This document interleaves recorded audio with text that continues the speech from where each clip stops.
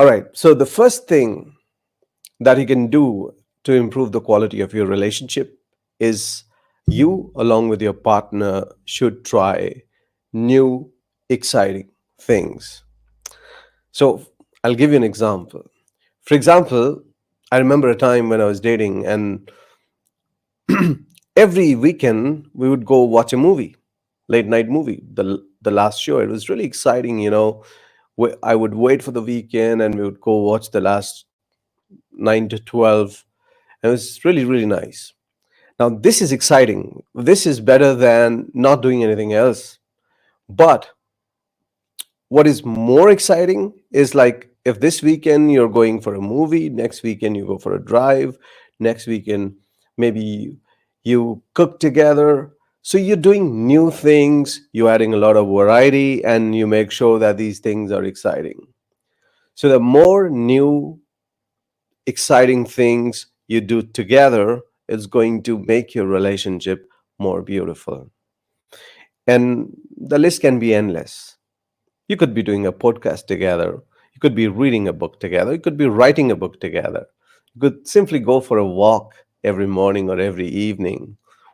Or maybe you could just sit back and watch a movie together, or listen to a song, or just sit down and look into each other's eyes and, well, feel love. So, this is number one.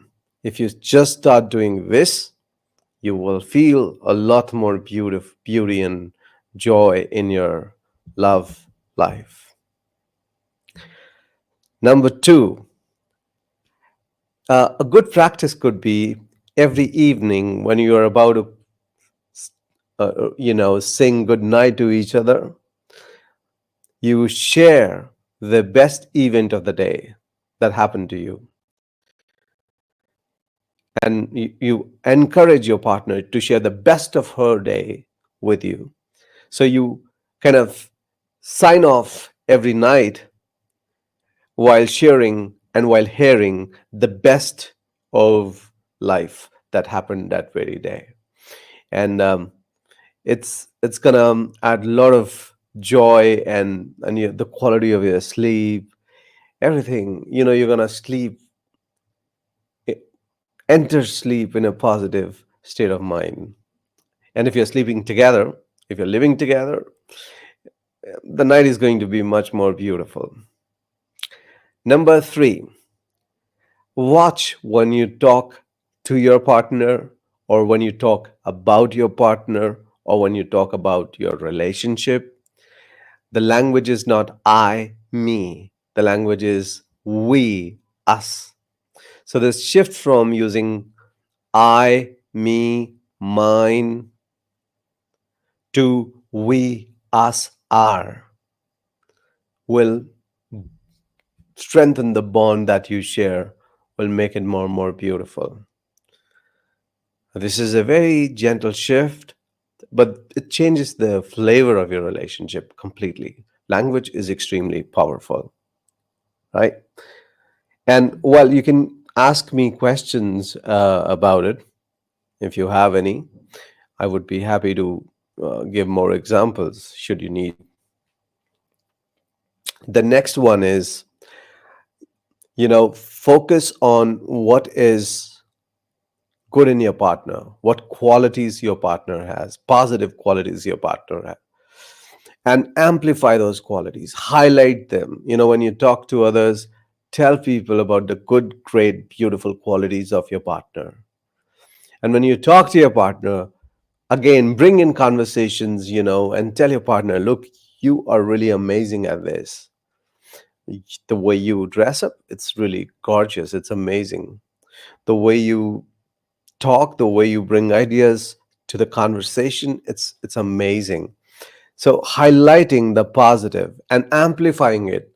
It's like, s- if your partner is great, you say even greater, add a bit more, encourage him a bit more.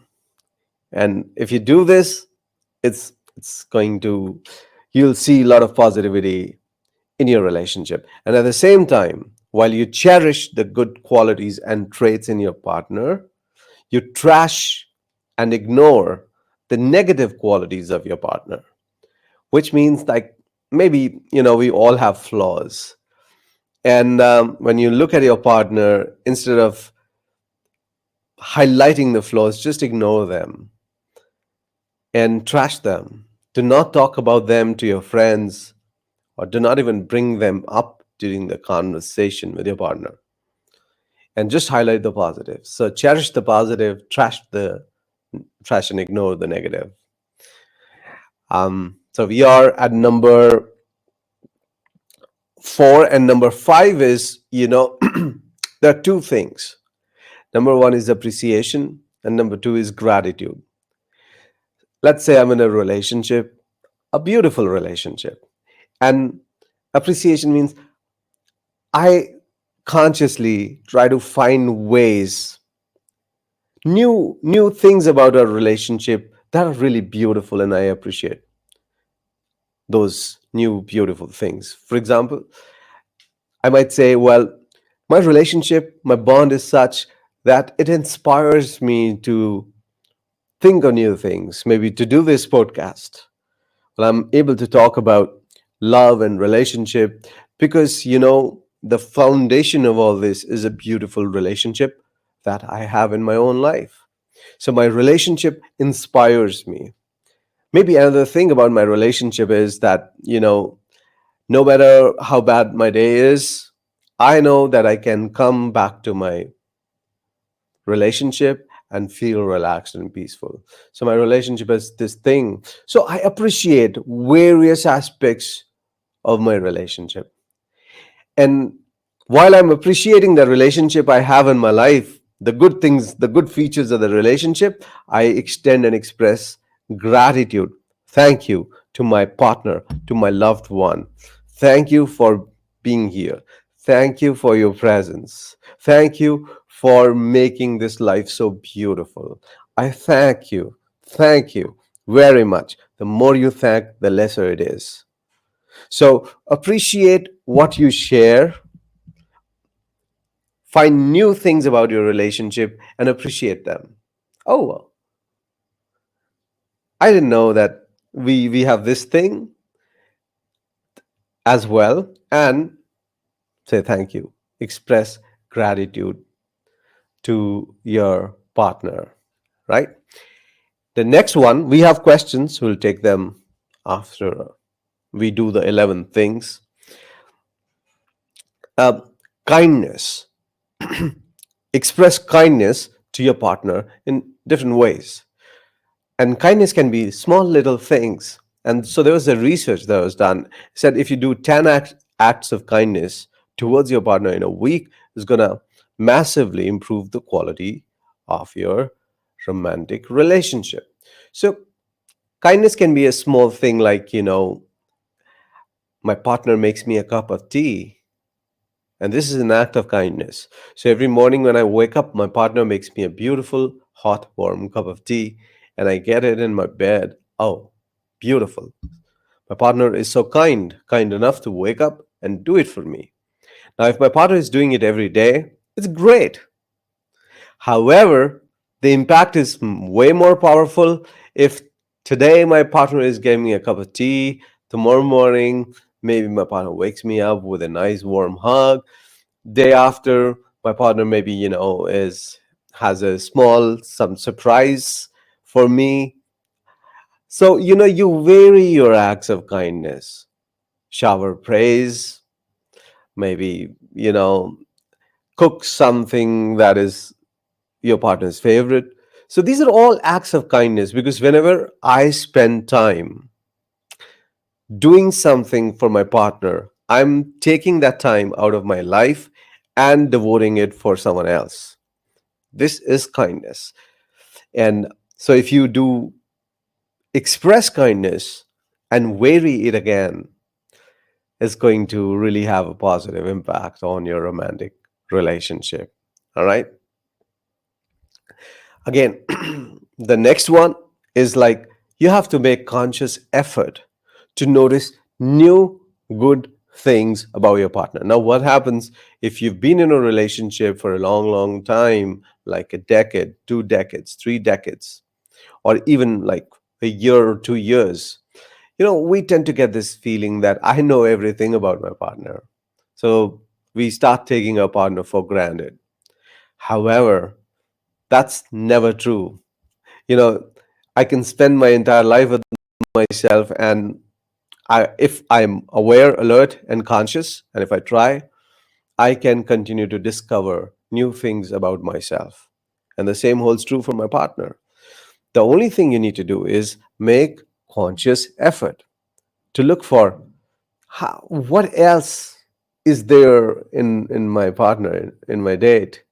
Oh, she sings. I didn't know this. Oh, she's a great dancer. Oh, she always wanted to go hike. So keep discovering new things and new positive things, highlight them. And if you feel that there is something you can add on or support any of those things, to that, and you'll feel amazing things happening. All right. Number eight, fight right. If you're in a relationship, it's natural, obvious. At times, you will have conversations that kind of sound like a argument, and that's okay. The important thing is to always be aware that no matter what my partner is saying right now or expressing right now, the intent of my partner towards me is always love, right? And my partner never can ever mean any harm to me. And if you hold this awareness, this thought in your mind while you're having an argument, you know, first, the argument won't sustain if both the partners know clearly that my partner means no harm to me. My partner is saying whatever is saying, or expressing whatever my partner is expressing is out of concern. The argument will die very quickly. And, well, nothing is more beautiful than arguments ending quickly so that you can base in more love. Ninth, so it's good if you are open and flexible to new ideas, experimentation. So let's say I'm vegetarian and my partner is not, and I just trash the idea of non-vegetarian food every single time. I hate the idea of going to a non-vegetarian restaurant. And I say, well, not in my life. This is not happening. That's me. That's how I am. This is how a fixed, non flexible, and closed person sounds. And research says if someone is fixed, closed, and not flexible, such a person is 38% more likely to find problems in his or her relationship. So, a good thing to do is that you are open, you're flexible, and you're willing to experiment, step out of your comfort zone, and go flow with your partner.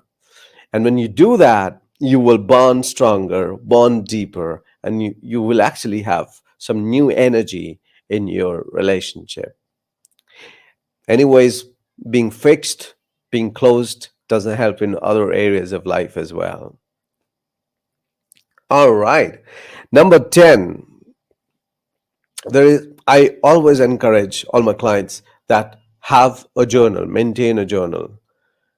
However, if you really want to improve your relationship, a good thing you can do is maintain a love journal where every night you write a page or 2 pages expressing your love for your partner, highlighting the positive traits of your partner. And if you do it, make it a habit that every night you jot down a page or a paragraph, maybe expressing your love for your partner, highlighting positive qualities of your partner, some magic will definitely happen, right?